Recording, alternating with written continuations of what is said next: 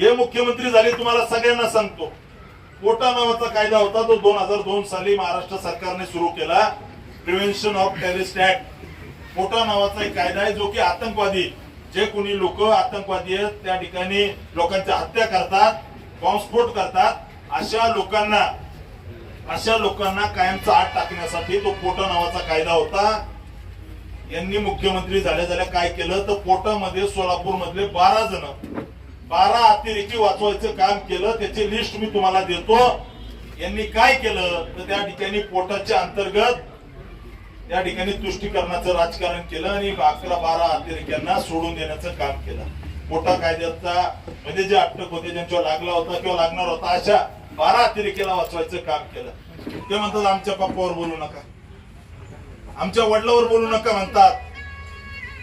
तुम्ही शिंदेच्या घरात जन्माला आलात म्हणून तुम्हाला उमेदवारी आहे. शिंदेच्या घराण्याने या सोलापूरसाठी काय केलं याचा हिशोब द्यावा लागेल. सोलापूर मधले उद्योग संपवले. सोलापूरमध्ये त्या ठिकाणी यांनी आयटी पार्क येऊ दिलं नाही. सोलापूरचं विमानतळ यांनी केलं नाही. आणि त्या ठिकाणी दक्षिण आफ्रिकेमध्ये आणि त्या ठिकाणी नॉर्थ ईस्ट मध्ये चहाचे मळे यांनी स्वतःचे सुरू केले. सोलापूरला भकास करून सोलापूरची वाट लावायचं काम केलं. 2 दिवस मतदारसंघात यायचं, महिन्यातून 10 आणि 15 दिवसाचे फोटो काढून पाठवायचे आणि 15 दिवस ते चालवायचं. त्यांनी इकडे भेट दिली, तिकडे भेट दिली. हे असले धंदे राम सातपुतेने केले नाही. त्यांचं सरकार होतं, नुसते घोटाळेच होते. हे गृहमंत्री होते, हे म्हणले होते हिंदूंना आतंकवादी. आपण जो गंध लावतो ना भगवा, आपण स्वतःला हिंदू म्हणून घेतो. या देशामध्ये 75 वर्षामध्ये कोणाची हिंमत झाली नाही. त्या ठिकाणी कोणता माईका लाल जन्माला आला नाही जो आमच्या सारख्या हिंदूंना आतंकवादी म्हणेल.